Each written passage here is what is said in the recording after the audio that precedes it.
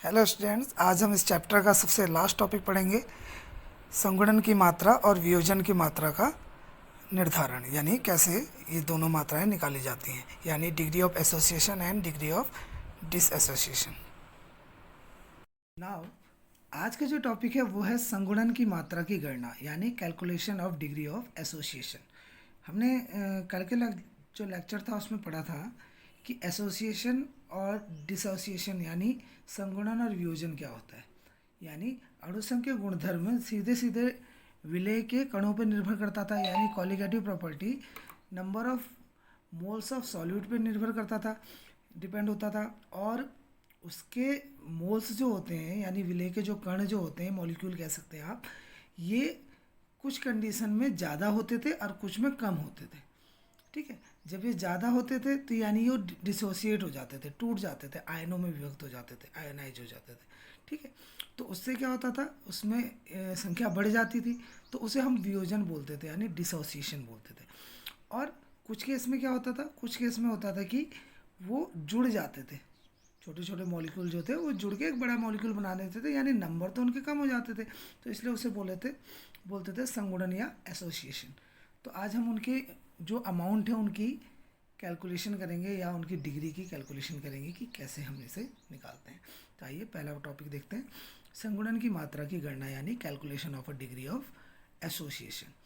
ये क्या है, पढ़ लेते हैं कि किसी पदार्थ के अणुओं का वह अंश जो संगुणित अणुओं के रूप में पाया जाता है, संगुणन की मात्रा कहलाता है। सिंपल है, नाम में ही छुपा हुआ है कि अणुओं का वह अंश यानी fraction of a molecule of a substance that are found to be completed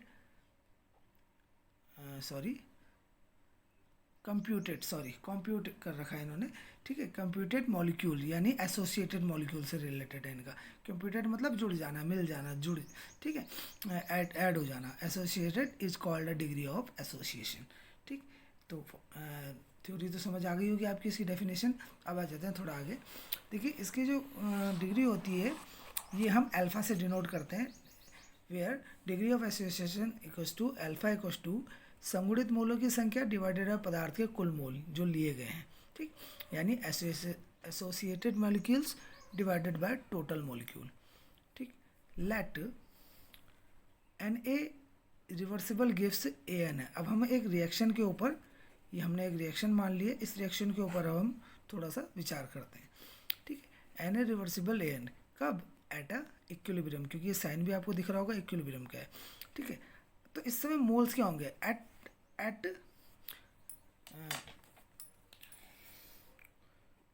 at initial यानी प्रारंभ में। अगर हम प्रारंभ की बात करें तो शुरू में इस तरफ के मोल 1 होते हैं, इधर 0 होगा क्योंकि अभी रिएक्शन शुरू हुई है। लेकिन एट इक्विलिब्रियम में क्या होगा कि इसके कुछ मोल घट जाएंगे, और इधर जितने मोल घटेंगे, एन जो है ये नंबर को डिनोट कर रहा है, ये अल्फा अपॉन एन हो जाता है। ठीक है, क्योंकि कैन जितने मोल इसके यूज होते हैं और इधर संगुणित हो जाते हैं। ठीक है, मान लो 2H2 होगा और H2 की पावर 2 हो गया इधर। ठीक है, सबस्क्रिप्ट में, सॉरी। ठीक है, ये आ गया। अब हमने कहा टोटल मोल्स आफ्टर एसोसिएशन, तो टोटल क्या हो जाएगा, इसको ये वाला मोल्स और ये मोल्स दोनों को हम क्या कर देंगे, ऐड कर देंगे। ठीक है, ऐड कर दिया तो वांट हाफ फैक्टर क्या होता था, आई इक्वल्स टू क्या होता था, पता होगा आपको, total associated mole divided by total mole. तो एसोसिएटेड मोल्स कितने हैं, 1 minus alpha plus alpha upon 2 alpha upon N, और टोटल थे इसमें 1 मान के चलते हैं, तभी तो हमने देखिए यहाँ पे 1 लिखा था हमने, रिएक्शन शुरू होते ही 1 है। ठीक, नाउ अब क्या होगा, इसको अब सॉल्व करते हैं, डिवाइडर में है तो इसकी वैल्यू को हम रहने देते हैं ऐसी, आई इक्वल्स टू 1 प्लस अल्फा 1। ठीक है, यहाँ पे हमने क्या करा, अल्फा कॉमन ले लिया, 1 प्लस 1 अपॉन, सॉरी, ये हो जाएगा माइनस का 1 और इधर से प्लस का 1 अपॉन एन, तो ये हो जाएगा। ठीक है, अब हमने क्या करा, इसको पोर्शन को इधर ही रहने दिया, ये 1 ले गए इधर माइनस में। ठीक है, तो यहाँ से अल्फा निकालेंगे तो ये आ जाएगा अपॉन में, यानी 1 N i alpha equals to i minus 1 upon 1 minus N minus 1। This is the degree of association, यानी संगुणन की मात्रा की गणना। ठीक है, एक चीज़ और हमने पढ़ी है कि जो आई होता है, देखिए, वो सामान्य आणविक द्रव्यमान यानी कैलकुलेटेड मॉलिक्यूलर मास और प्रेक्षित आणविक द्रव्यमान यानी ऑब्जर्व्ड मॉलिक्यूलर मास का रेशियो होता है, यानी I equals to M C upon M O. ठीक है, तो इस M C upon M O को हम डायरेक्ट जो अभी हमने निकाला आई उसके इक्वल पे रख सकते हैं। तो जो अभी निकाला था वो था 1 minus alpha plus alpha upon N, या ये तो हमने खैर अभी पहले वाला लिखा है, जो टोटल निकाला वो नहीं है। ठीक है, तो टोटल निकाले वो उसको रखना चाहें रख सकते हैं, लेकिन यहाँ पे क्यों नहीं रख रहे हैं अभी समझ आ जाएगा।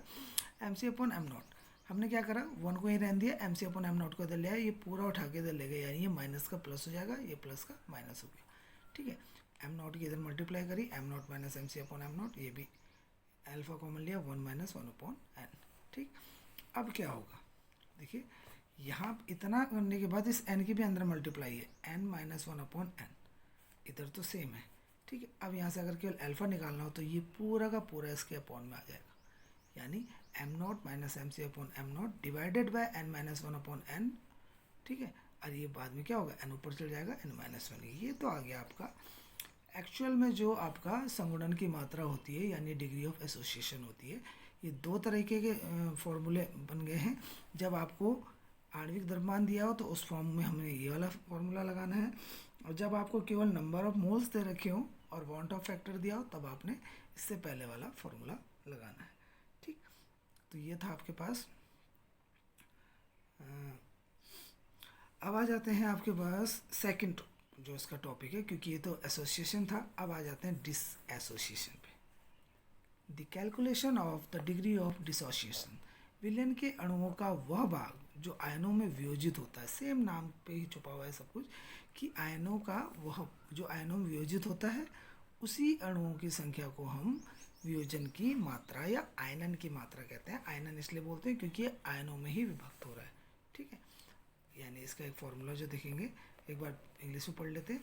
द फ्रैक्शन और portion of the molecule that dissociate into ions in a solution is called a degree of ionization और डिसोसिएशन। ओके, अब आ जाते हैं इसके फॉर्मूले के ऊपर कि वियोजन की मात्रा जो निकाली जाती है वो होती है पदार्थ में वियोजित मोल यानी dissociated moles and divided by पदार्थ के लिए गए कुल मोल यानी टोटल मोल्स जो हमने लिए हैं। ठीक है, सेम उसी की तरह है, उसमें एसोसिएट मोल था, इसमें डिसोसिएट मोल है। ठीक है, मान लीजिए कोई इलेक्ट्रोलाइट है यानी विद्युत अपघट्य है, उसका एक अणु वियोजन के पश्चात एन आयन देता है, यानी एक जो मॉलिक्यूल है उसका वो जब डिसोसिएट हो जाता है तो वो कितने आयन देता है, गिव्स एन आयंस। ठीक है, आफ्टर डिसोसिएशन। तो साम्य अवस्था पर एट इक्विलिब्रियम अवियोजित अणु के मोल जो वियोजित नहीं हुए यानी टूटे नहीं हैं वो क्या हो जाते थे, आपको पता है 1 में से इतने अल्फा तो क्या हो गए, वियोजित हो गए, तो 1 माइनस अल्फा ही बचेंगे। ठीक है, और आयनों के मोल कितने बनते हैं, जितने वियोजित होते हैं उसकी हम संख्या लिख लेते हैं अल्फा, क्योंकि अल्फा इसमें से घटाएंगे तो लेकिन वहाँ नंबर ऑफ अल्फा दिखा देंगे, एन यहाँ 1 भी हो सकता है। ठीक है, तो कणों के कुल मोल हो जाएंगे, इसको और इसको हम दोनों को ऐड कर लेंगे, ये है वियोजित मोल। ठीक है, अब आ जाता है वांट ऑफ फैक्टर, जैसे हमने उस वाले में निकाला था कि आई इक्वल्स टू वियोजित मोल डिवाइडेड बाय 1। ठीक है, ये वियोजित ही है 1। ठीक है, वियोजित मतलब डिसोसिएटेड, ये वही सेम कंडीशन, 1 इधर चल जाएगा, इस तरह से हमें अल्फा मिल जाएगा दिस।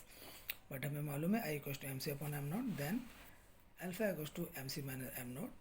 ठीक, इस तरीके से आपके पास एक और ये इक्वेशन आ जाएगी, सेम है। ठीक, तो ये था गाइस आप लोगों के लिए degree of association and degree of dissociation. इसी के साथ आपका ये चैप्टर फिनिश होता है, और हमारे पास इस सॉल्यूशन चैप्टर में हमने जो जो पढ़ा उसको एक बार देख लेते हैं। देखिए, सेकंड चैप्टर है सॉल्यूशन शुरू हुआ, हमने पाठ्यक्रम के बारे में बात करी थी। इंट्रोडक्शन, क्या होता है विलयन, कितने प्रकार का होता है, कंपोनेंट्स क्या क्या होते हैं, इसके बारे में पढ़े। टाइप्स ऑफ सॉल्यूशन, कितने प्रकार के टाइप्स होते हैं, 2 तरीके से हमने बताया था। ठीक है, भौतिक अवस्था के आधार पर, ठीक है, और उसकी विलेयता के आधार पर। कंसंट्रेशन के बारे में पढ़ा, परसेंटेज निकाला इसका, वॉल्यूम परसेंटेज, वेट परसेंटेज, शक्ति सांद्रता, मोलैरिटी, मोलैलिटी, नॉर्मलता, मोल प्रभाज, फॉर्मेलिटी यानी फॉर्मलता, सॉल्युबिलिटी के बारे में भी पढ़ा, वेपर प्रेशर, उसके बाद उसके प्रभावित करने वाले कारक, राउल्ट का नियम, हेनरी लॉ, आइडियल और अनआइडियल सॉल्यूशन, कॉलिगेटिव प्रॉपर्टी यानी अणुसंख्य गुणधर्म, ठीक। इसके 4 गुणधर्म होते थे, चारों के बारे में पढ़ लिया। उसके बाद आता था वांट ऑफ फैक्टर, परासरण के प्रकार, और लास्ट में आता था संगुणन और वियोजन की मात्रा।